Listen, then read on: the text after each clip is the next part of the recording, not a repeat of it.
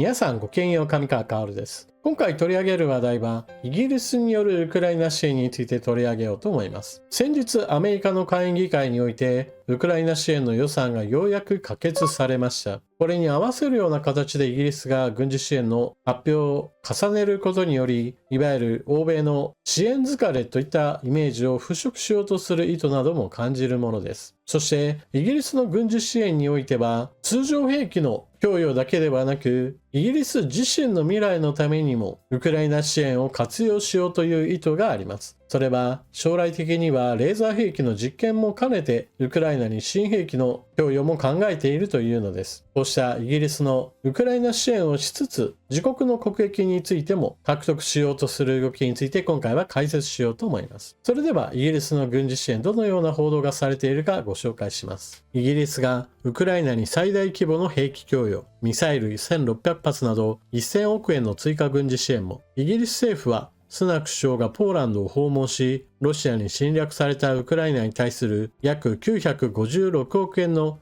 追加軍事支援を表明すると発表した。今年度に入って表明済みの約5000億円と合わせ、直近の追加支援の規模は合わせて6000億円となる。イギリス政府は加えて、空中発射巡航ミサイル、ストームシャドウを含むミサイル1600発以上と、多用途歩兵機動車ハスキー160両などの軍用車両400両以上、消火器用の銃弾約400万発、小型舟艇60隻を柱とするイギリスとして過去最大規模のウクライナへの兵器供与を実施することを明らかにした。スナク氏はワルシャワでポーランドのトゥスク首相、NATO のステルテンベルグ事務総長と三者会談を行い、ロシアの脅威を睨んだ安全保障連携の強化策について話し合う。また、スナク氏とトゥスク氏の二国間会談では、イギリス空軍のタイフーン戦闘機の部隊を来年ポーランドに派遣し、NATO の枠組みによるポーランドの領空警備を実施する方向で調整する。スナク氏は、プーチン大統領がウクライナ侵略戦争に勝利すれば、次はポーランド侵攻を狙ってくるとの見方を示し、イギリスはヨーロッパの安全保障の先頭に立って役割を果たすと強調した。なお、ここ最近ポーランドの動きとしては、ドゥダ大統領が、もしも NATO がポーランドに核兵器を配備すると決定したならば、これを受け入れるというような発言を行っています。これは、ロシアのプーチン大統領が隣国のベラルーシに核兵器配備を進めていることが発表され、それに対する対抗策、そしてロシアがもしも侵略する意図を持っているとするならば、それを抑制するためにも核兵器の配備があったとしても良いではないかという提案を行っています。実際問題、ウクライナにもしも核兵器があったならば、ロシアは今回のような安易な侵略はできなかったはずだという考え方があります。核兵器による抑止力のその効果についても改めて見直しがされているのです。そして今回の話には出てこなかった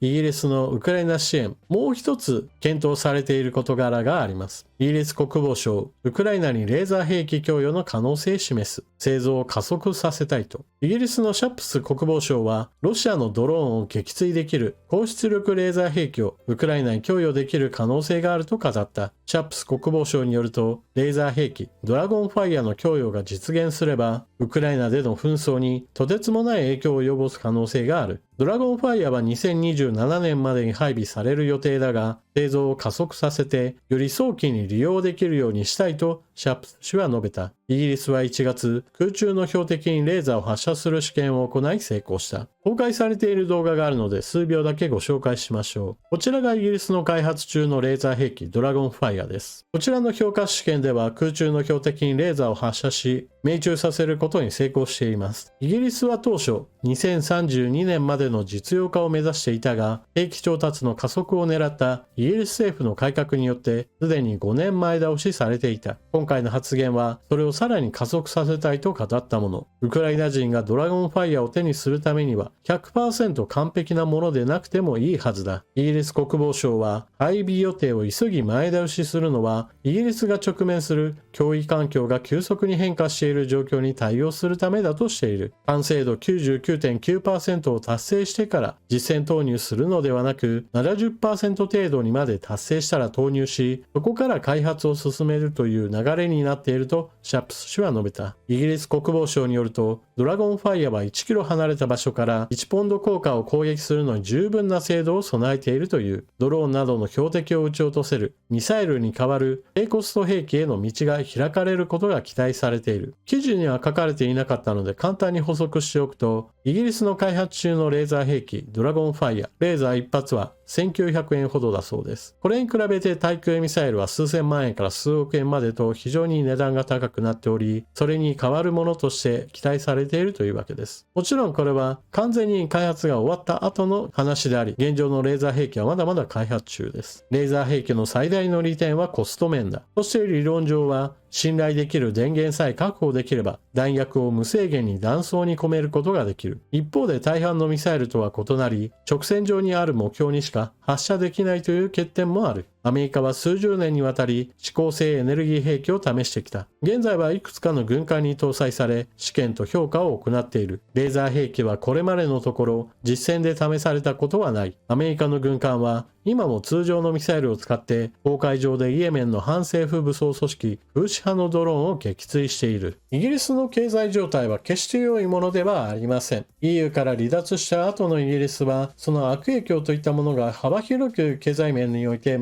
足を引っ張っており、経済状態だけの話をすればむしろ今は苦しい時期だとも言えます。しかしそのような中でもウクライナに対する軍事支援は少しずつ段階を上げてきたからこそ現在は過去最大規模とも言えるレベルへと高まっているわけです。このようなことになっている背景としてはやはりロシアによるウクライナ侵略、その悪影響がより強く今後も残ることが懸念されているからです。ものすごく単純な話として他の国を侵略してそれを防ぐことができない世界というのはそれこそ力ある国がその力をもってして何でも自分の言うことを他の国に聞かせてしまうような状態なので、これは戦争という選択肢が非常に有力な選択肢へと変わってしまうことを意味しています。第二次世界大戦後の世界構築というのはそうした武力によって何でもかんでも他の国に言うことを聞かせるような世の中は良くないよねというのを基本的な考え方としてみんなで共有しようよという願いをもとにして構築されてきました。もちろんそれはお題目にしか過ぎず実質的には超大国がアメリカやソ連の意向といったものが非常に大きな影響力を持っていたのは事実ですが、しかしそれはあくまでも現実問題はそうだけど、でもそうじゃない方向を向きましょうねという目標値は定められていたわけです。現在のロシアの行動というのはそうした目標に向かっていくにはまさに真逆の行動で歴史の針を戻す行動だとも言えます。ただそのようないわゆる正しさだけで国家の行動というものは説明が全てできるわけではありません。ヨーロッパ各国が一番ウクライナ支援を行わなければならない直接的な理由としては、ウクライナがもしも滅亡させられてしまった後どうなるかといった話をしたときに、じゃあ果たして NATO という軍事連合はロシアによる侵略を果たして抑止できるのか。実際に戦争が始まった時にこれらの民主主義体制の国々は独裁者による継続的な侵略に耐えられるのかといった非常に重たい命題を突きつけられています。そのようなことを真剣に討議しなければならないというのはまさに悪夢であり、そのようなことを何とか現実のものとしないためにも今まさにウクライナに戦ってもらわなければならないわけです。ウクライナは自国の滅亡がかかっているわけですし、ヨーロッパ各国は次は自分だという自覚があるからこそウクライナ支援を行っているわけです。そして今ある兵器の供与だけではなく次世代の兵器開発についてもウクライナの戦場で実践データを取り、そして開発を進めていこうという考えをイギリスは示し始めています。それがレーザー兵器のいずれは供与したいという話です。現在のところレーザー兵器は実戦配備がどんどんと進んでいるような段階ではなく、まだまだ各国において開発競争がなされているところです。主な開発国としてはアメリカ、中国、イスラエル、日本、そして今回イギリスのような国もあります。おそらく開発の成果を見せていない国においても開発を秘密裏に進めている国は当然あるでしょう。そして各国である程度の開発成果を見せている国ではアメリカやイスラエル、そして日本などもある程度の実験成果についてはすでに動画が公開されていたりもします。しかし先ほども述べたように、じゃあこれがどんどんと実戦に投入されるレベルなのかといえばまだそうではありません。だからこそイギリスはある程度のレベルまで到達したらウクライナの戦場で実際に使用することによって問題点を洗い出し、その問題点を洗い出した上での完成度を高めようという意向を示しているわけです。現在のロシアによるウクライナ侵略はプーチン大統領という独裁者の意思判断でこれをやめると言わない限りはそうは止まらないでしょう。だからこそ長期的な視点でウクライナ支援は行わなければなりません。